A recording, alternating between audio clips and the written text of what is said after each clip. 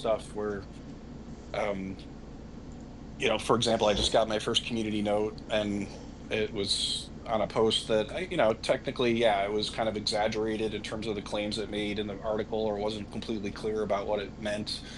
But there had already been replies pointing all that out. There have been quote posts. There's plenty of information for anybody who's interested to understand those sorts of things. But I think what happened was that particular post went viral, got something like 2 million impressions, and it was one of the few, I think, that did cross over to the other side. And my guess is that somebody that disagreed with me politically, who had a big following of their own, decided, because I saw the post from them, it got a whole bunch of impressions on its own, and it was somebody saying, "Oh, this needs to be community noted," and that to me is just something that harms my account. Because at a minimum, I think it demonetizes the post, but I'm guessing it might also have some kind of effect on my reach if I have a bunch of community notes. And I know that stuff happens, right? Like there's a lot of that, on dishonest sort of, um, let's attack the other side. I know people like Don Luker and others have been attacked that way, where it's not so much about the content being wrong, it's just that they basically are trying to harass this person and limit their reach. And so, again, it's different situations depending on your own situation. But again, I'd love to have productive conversations with people that disagree with me politically, as long as it's respectful. I'm all for that. um it's just, again, I think it is important to filter your exposure to some extent, because otherwise it's just negative all around. All right, let's go to Brooklyn and then James. Thank you very much, Owen. I am not that type of person, and SJ, you made a lot of sense. I don't want to talk politically. I just want to tell everyone I've had success in my life, and I'm no better than anyone else in this space. I I have nothing. I have no ego. All the only thing I used was I made a goal at 16 years old that I was going to be in the WWF, and I said, and I will never give up for the rest of my life. And I had a lot of people tell me that's the stupidest idea I ever heard in my whole life, and I proved every single one of them wrong. So I spent 32 years WWF and WWE, and I had Dwayne Johnson's very first match of his whole life. He called me up. He said, "My dad said if I'm going to get in business, to wrestle me. Why? Because I can enhance someone. There is no winners and losers in wrestling. There's winners and star makers, and everyone in this space has the ability to become and do anything they want in life. All you have to do is believe in a goal that you thought you could never do, but you want it with all your heart and soul, and that will resonate into passion and confidence, which is magical because it cannot be seen, it can only be felt. And everyone has the ability, everyone has the tools, everyone has a greatness in them that's built in them, because everyone, not just the space, everyone in the world has a greatness in them and has a unique contribution in life. All you have to do is soul search. And how do you soul search? If you ever said in your life, I want to be an actor, change that to, I'm going to be an actor, and no one's going to stop me, and no one can stop me. Only I can stop me because I own my life. Now, do you take that in a bad way, Owen? No, not at all. I'm interested in learning more. Like, what made you interested in doing that? Okay, I made the goal and I just kept going towards it. I finally got in WWF, and when you reach one goal, another goal appears. My second goal was to get famous in WWF. Now I don't know how old you are, but I was picked up by Bobby Heenan, who became my manager, who put me with Andre the Giant and all the big leaguers. He made the Brooklyn Brawler character. And then my third goal was I wanted to wrestle in Madison Square Garden. And everybody says, you got pipe dreams. You'll never do it in a million years. I wrestled in Madison Square Garden 41 times. Then somebody piggybacked off of me, Dwayne Johnson, who because I wrestled his dad in WWF.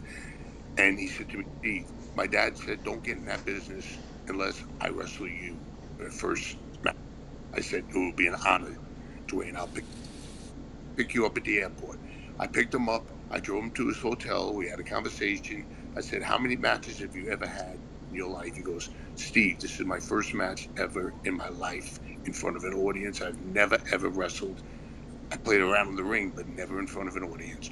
I said, Dwayne, there's 15,000 people It was Corpus Christi in 1996. He had $7 in the bank. I said, Dwayne, all I ask you is believe in yourself and believe in me and watch the magic, and I will show you how it works. So he gets in the ring. They booed the hell out of him. We don't want to see you. We hate you. We can't stand you. Go home. Go back to Florida. Then I get in the ring. They booed me because I was a bad guy. And then he whispers in my ear and he says, they hate me. I said, don't worry, Dwayne. The more they hate you, the more they're going to love you. I'm going to show you how to do it. I says, remember those moves that we talked about? He said, yeah. I threw him in. He ducked my clothesline. He leapfrogged me. He drop kicked me. They booed even louder. He came up. It didn't work. I said, but it. Now watch. 15,000 people are booing you. Now watch what happens. I said, kick me in the stomach. Beat the hell out of me. Drop my neck on the top rope. I'm going to make you look like you wrestled for 20 years. I'm going to fly for you and then pin me right in the middle. And as soon as he did that, 1, 2, 3, 15,000 people got up and yelled, we love Dwayne. We love Dwayne. And then 3 days later, he got a six-figure contract. And he sent me a giant picture the size of a 46-inch TV set. And it has a picture of him hip tossing me, $7 in glass. And on the bottom, in a gold plated to Steve, I had $7 in the bank when I had this match with you, and I can never thank you enough. And that is the way The Rock was born. So I hope I didn't bore you. But No, not at all. So Scott Adams talks about systems over goals. He says you shouldn't have goals, or at least that having a system is much more important than having a goal. Do you agree with that? And do you think you I, applied that in your situation? first of all, let's use the word dreams. I don't call it a dream. I call it a plan. You know what I mean? A goal and a dream is basically the same.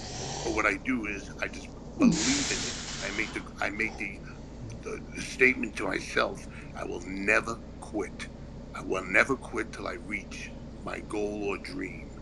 So if that contradicts anybody, it works because I know so many singers, movie stars. I know so many people in Hollywood, and they listen in anonymously, and they said what you are telling all the people in these spaces is the only way to get successful. But how are you going to get them to activate this system in their own life? And I said to him, if I get one person base to use my, I'm happy because at 20 now already DM me and told me I changed their entire life because they used it. Like, oh, and your boss. That's the easiest thing to do is take your boss's job. That's the easiest thing. All you have to do is say, I want my boss's job. And if you believe you can do your boss's job better than your boss, it will become confident and passion will come upon you and your boss will feel that. One guy DM'd me and said, Brawler, job. I never said one word to him. He came up to me. He gave me a raise. He goes, how can that be? I said, because he felt your passion, confidence. And that formula works. It's never failed. And I've had this conversation with Jermaine Jackson. I had this conversation with Toby Keith. God rest his soul. I had this conversation as far back as with Burt Reynolds before he died. And they all agreed with exactly what I'm saying now. So I don't think that's controversial. I don't think I'm saying anything wrong in your space, and I respect your space, and I do with SJ with it's a very well run space because nobody talks over each other, and I never give relevance to negativity. I will not give relevance because when you forgive somebody stupid, take away all the false power from them. So that's my words of wisdom, not experiences, because wisdom. I had many experiences. It was as I got older became wisdom, and wisdom is very powerful because experience is not what happens to you; it's what you do with what happened to you. So that's my statement, and I hope I did okay. Well, That's great. thank you for speaking here. I've actually heard you in some other spaces. I've never talked to you before, but I just want to say I respect what y'all guys did because I mean, just because something is predetermined doesn't mean it doesn't hurt. It And hurt. I have two reverse shoulder replacements. I have a knee replacement. I've had 3 spinal surgeries, and tell my surgeon it don't hurt. You know what I always say to those people? How do you fake gravity? How do I slow my body down when I'm in the air? So you're right. The finish is predetermined. The moves are not fake. It hurts. It hurts like Right. That's why I don't use that word. And you may have had one of the most difficult jobs I can think of, because what you were trying to do is the exact opposite of what you were trying to give people the impression you were doing, right? If you had went out there and won every match, but every time you injured the person you were wrestling with, you wouldn't have been world champion. You would have been fired. what I did was I hid their weaknesses and I accentuated all their strengths. So I was actually the one that was calling all the moves to the guy that was actually beating me. I was telling him, do this, do that, do this, don't do that. They're not buying that. You know what I mean? And people like Razor Ramon, God rest his soul. I had Bret Hart's first match in the company. I mean, Dwayne Johnson, he listened to me and he took the message all the way to Hollywood. And wrestling was not his goal. Wrestling was his stepping stone to get to Hollywood. Hollywood recognized him through his talents of speaking in wrestling. But always remember, nobody's a loser. You're a star maker. The loser has the harder job to make the guy look like a star. And that's an inside secret that I don't care no more because I don't wrestle no more. So, but I told you. But everybody would say, "Oh, Book and Roll lost. Book and Roll lost." We used to do 3 hours of television in Allentown, Pennsylvania, every month, and that was 3 weeks of television. And and the people sitting in the audience thought I was Superman because I would come out, I would go back, take a shower, come out again. I would wrestle Roddy Piper. I would wrestle the Iron Sheik. I would wrestle Bob Orton Jr. They would say, "How the hell does he survive all these finishes?" They don't realize I'm controlling all the finishes. So that's the way wrestling works. That's inside information. And thank you for letting me speak, Owen. I appreciate it. Sure. Thank you. All right, let's go to James, and then I'll fight you. Hey Owen, hey SJB. Owen earlier saw I have designs for the smartphone I designed in 2000 to fight against the surveillance state before it even existed. But I want to, before I get into all that stuff, I got a lot of stuff. I'll start with some basic stuff. SJB is very right that you don't need to argue with everybody. Whatever they say, they say. Online, it's okay to argue with lots of people, but understand lots of those are bots.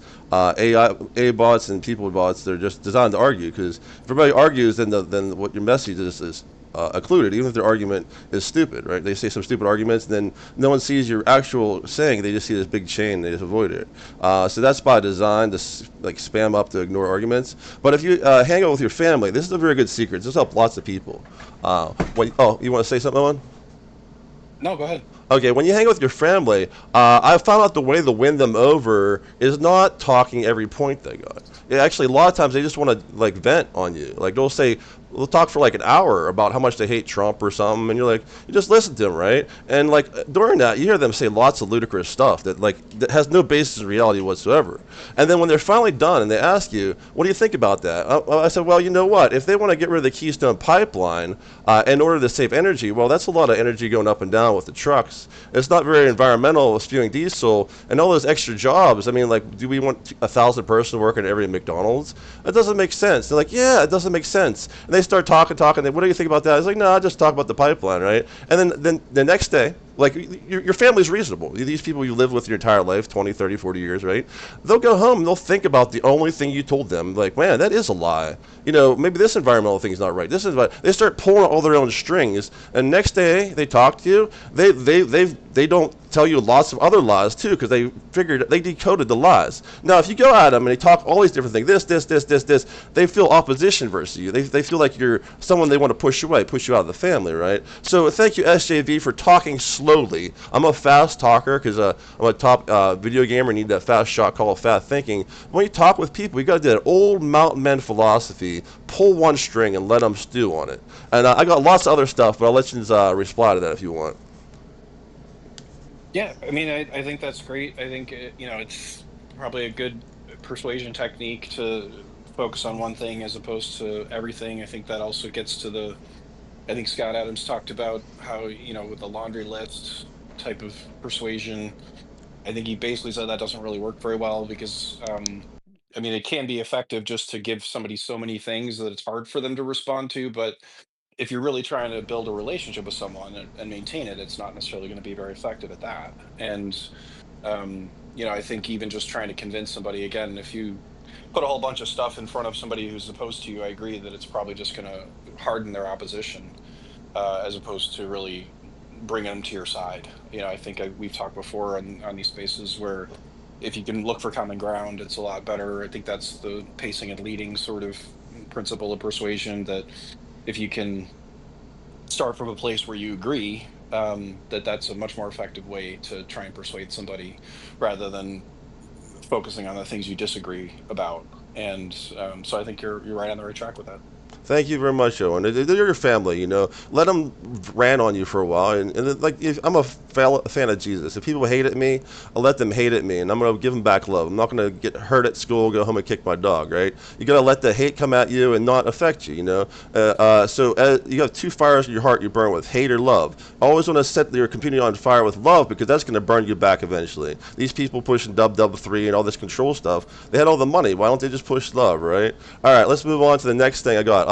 So the after show of Scott Adams, there's two ways of doing that automatic reality they're talking about. Everybody's talking about Ready Player One, but there's also a way of like where everybody has like cameras. They're wearing their own goggles, and people would have their own avatar they put over top of them, right? And then you could have stuff like like one guy looks like a Street Fighter 2 character, and you could have like a suit that has like potentiometers and knows your angle, your arm, and you could actually fight them with martial arts from like 10 feet away. Like they got Pokemon Go, but they'll have stuff where like maybe they'll have paintball and stuff like that. Those are some ways to do the augmented reality, and a lot of people know about the brain on a chip. Eventually you can do it from far away, right, where you're not even there, but the brain on a chip is something no one wants to take because anything that can cause paralysis with the flip of a switch, cure paralysis with a flip of a switch can cause it, right? They've done this for 13 years where they're controlling bodies and drones from far away, and what happens is if you're not in charge of that switch, man, and you can live forever, well, they can send you pain and stuff. And I want to drop it with the brain on a chip thing. I have so much to talk about, and got these other speakers and stuff. I just want to know, I'm going to get the pace of the situation,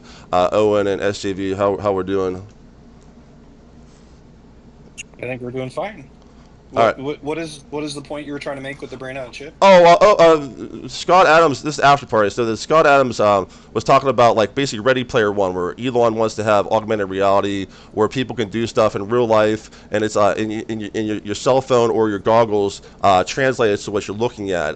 So the brain on a chip, Neurolink, Elon's doing it. The globalists have a couple of their own thing. Basically, what happens is your brain outputs DC electricity into your nervous system. You got neurons, but at the base of your spine, it outputs DC electricity. And this controls your hands, your legs, and input of DC electricity gives you the feeling of what you feel, right? So since it's DC, they've already, for 13 years, they've done this a lot of times. They try to keep it on the down low. They don't want to creep people out, but they can put a tap on your spine, at the base of your spine, get your output of your DC, and send that via Wi-Fi because it's just electricity. Now you can control a drone.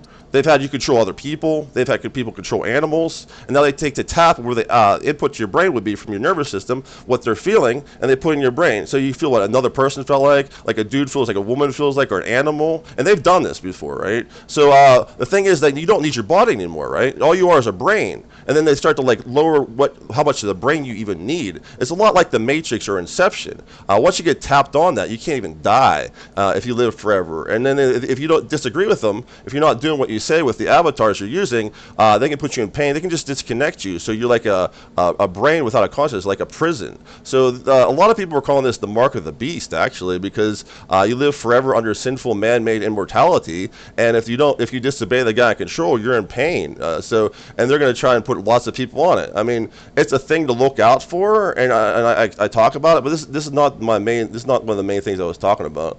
I got lots of stuff to talk about. Okay, go ahead. All right. So, as you know, Owen saw me earlier. I'm the author of the smartphone. In 2000, there's a class called Human Computer Action in Carnegie Mellon. Since I've been number one in the world at video games, I played video games since age 3. I just been on the computer nonstop. I used lots of pirated Commodore 64 games, knew all the menu systems. So I knew 98 websites were ugly looking. I mean, they're pretty better looking now than these ad ridden ones we have today, but 98 didn't have the menus in them, right? So they're redesigning the Palm Pilot, the Newton, and the Cassiopeia. And remember, the Newton, you tried to write your words on it, right? And it would never have the actual words. I said, you need a virtual keyboard. I fought the class for 3 days on it. I said, you take this PDA, you make it like the Nokia, and give it like a cellular thing, and you give it a contact list with talking. You give it the 3-button navigation. You make a better scheduler. You give it global positioning system. You can make it into smart watches, smart glasses, and these designs, if you look on my page under techiforum.com or on my profile, you can find 100 plus designs that Steve Jobs and Larry Page actually used.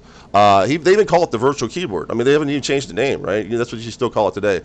So I've been raising awareness lately. I never wanted money on this, right? Because I saw that GPS on a ubiquitous device will lead to everybody being tracked. I said, this could lead to the surveillance state. Like, I'm a student, like an undergrad in 2000, I saw this. So I said, either I don't design this and it comes later, or, I'm a super designer because I had more knowledge of computers than basically anybody on the planet. I was telling the class that the books were wrong, right? And I said, the surveillance state is coming. So I said, either I let it go and let it come later, or I bridge over the river to require this and bring the surveillance state in faster, because then at this time, whereas I'm raising awareness around the world, I can get people to rally behind me, and we can fight against, Apple turning people in the UK, shutting off AirPods in China, taking down Parler. Apple said, free speech is for Nazis. Anything a Nazi uses, you got to take down. They got rid of Parler. Because in 2018, this is very important, 2018, they kicked off 100,000 Christians off of Twitter. This was when Hillary Clinton was really mad that she lost the election in 2016, and she said social media is the problem. Really, what happens is it's the people's voice, right? So she wanted to cut the people's voice off, and when they did that, and they said by algorithm, someone writes the algorithm. So when they kicked us all off in 2018, the big Christian community that was there, it's not there right now. There's not a big Christian community right now like there was in 2017. When they kicked us off in 2018, we just managed to show up at Parler. Okay, we're on Parler. That's all no hate at all. It's just all my Christian friends go, wow, I can't believe you're here. We got censored here. We got kicked off, and then we're here, right? Then AWS got pulled off by Amazon, and anybody who follows Amazon now, they got that Hassan problem where he's pro-terrorism. They won't take him off Twitch. I got banned on Twitch for saying terrorism evil, right? So AWS pulled the plug on Parler, right? So free speech went away, and since then I wrote over 200 articles for free speech, and I'm one of the guys that told Elon, hey, you need a new CEO of Twitter. He was saying Jack did a good job in 2000. That's also my thing. So I've been fighting for free speech for 8 years. And now at this point, I'm going to close it down what I'm saying. I'm saying a lot of stuff. At this point, besides the smartphone stuff, I see that, we got COVID. It was bioterrorism. We see these pedos. We see this weather control and Scopex. We see inflation. I called the inflation before it happened. They would give it in 2018 before Biden got in. The illegals coming and stuff, the human pawns. But now we see the crimes. Everybody says, yeah, there's crimes. They got the 2020 and they go, there's crimes. But 10,000 suits to be in jail, right? But we haven't seen a single one go down. So I'm checking out the system. I'm unfollowing people a little bit, and I'm just keeping my own headspace because it doesn't seem good out there. We're here to fight for freedom. But we see all of Europe follow the Muslim. Basically, they abduct millions of people and then Canada's fallen. I want to get to details, right? But is the United States going to fall right afterwards? I mean, if there's no justice in the DOJ, Comcast is a state-sponsored monopoly by Bill Gates as well. I mean, when does people get prosecuted from crimes? And I said a lot, so I'm just going to let you just respond. Yeah, well, I mean, I think, to me, it does seem like we're moving in that direction. I'm hoping we will see real prosecutions and real convictions. That certainly, to me, is still a big question. I don't know if you feel like we're going to get there, but it does seem like they're doing the whole Russiagate investigation, so they're going after a lot of those people. I think probably Brennan is the most likely to get an indictment, but it may go even potentially as high as Obama and Hillary. And I certainly think they crossed the Rubicon a long time ago, probably back in 2015 when they tried to stop Trump to, basically make it if there were any norms violated, they were the ones that did it. And so, Scott talked today about Trump and Raskin calling it his revenge tour, and how Scott was thinking it was maybe a good thing, because we need to put a stop to it, and the only way to do that is to show that there are real consequences to it. And there's a lot of things going on. They had the special prosecutor going after Adam Schiff and Letitia James, and to me, I think that is, again, appropriate, because those were the people that went after Trump and tried to do everything they could to put him in prison and take away all his money and everything else. And so, now they get to reap the consequences of that. And not because of necessarily what they did even, but just because they've committed crimes themselves. And so no one's above the law, right? I mean, that was the refrain we heard for years.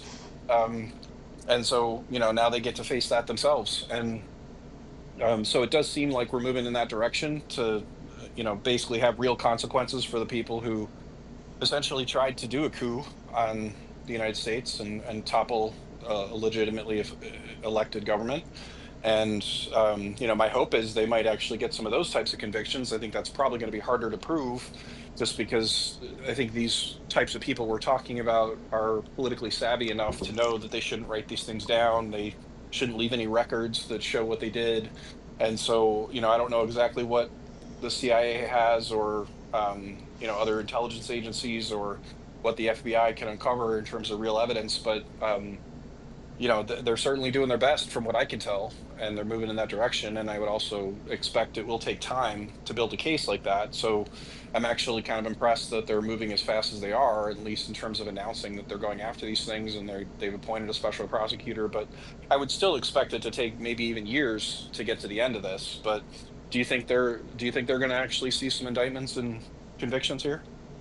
So I don't know if they're going to get conviction or not. If we don't get convictions, though, America might actually be done for. I'm going to say we're in the middle of World War III quite actively. It started in '98 when China started bribing Hollywood and the people. There's State Department memos that. But I wanted to really conclude with what I was going to say, that these guys are talking about, it's hard to find friends nowadays. Iggy Pop says Hmm. when they close down all the punk venues, we'll end up in the library. Well, what I do is I end up anywhere. I'll show up at an insurance agency, anywhere the store is open. I hang out at the post office sometimes. I'll go down to like a store, and what you do is you look at the employee, right? You got people, you have corporations, and you have government. A lot of times employees get bored at their job, like a gas station job. So you just show up there like, Silent Bob and freaking Jay, right? And you're like, hey, what up? And they're like, what up? And they're like, hey, can you go run to the DoorDash? You're like, yeah. And all of a sudden, you're like the coolest guy on the street, because you show up and you talk to people when they're not busy. Now, if they're busy, have a huge line, just go somewhere else, right? If they're counting money, don't talk. You have to know when someone's engaged and when they're not, and it helps you learn how to do conversation with people. And then what happens is called being a demagogue. Absalom in the Bible was the guy who did an insurrection versus David, and everybody here should know how to do a peaceful insurrection, and it's by being one of the guys locally that everybody loves, right? Who's going to take down the guy? Everybody loves that guy. Why are you taking him down, right? And that's what should have happened with Jesus. Everybody loves that guy. Why are you kicking him down? But, everything bad happened there from the going on the cross. So people remember, if you don't have friends, like, you're allowed to go to the gas station if you don't have no money. You're allowed to go to the insurance station. You don't want to buy insurance, right? You go to the post office. You're allowed to go anywhere you want in this world. You can't sit on the Xbox and go, oh, I'm lonely. And if you want to meet some chickadoos that are really hot, go to the gym, right? And the longer you're there, it's not like the bar. You go there 3 months later, you're fat. 3 months later, you're getting buff, right? So they go out there and just, be nice to people. It's surprising they'll want to hear you talking. Yeah, yeah, I appreciate it. Thanks. All Thank you right, for having let's me. go to I'll. Yeah, thank you. Let's go to I'll fight you. Go ahead. Ayun,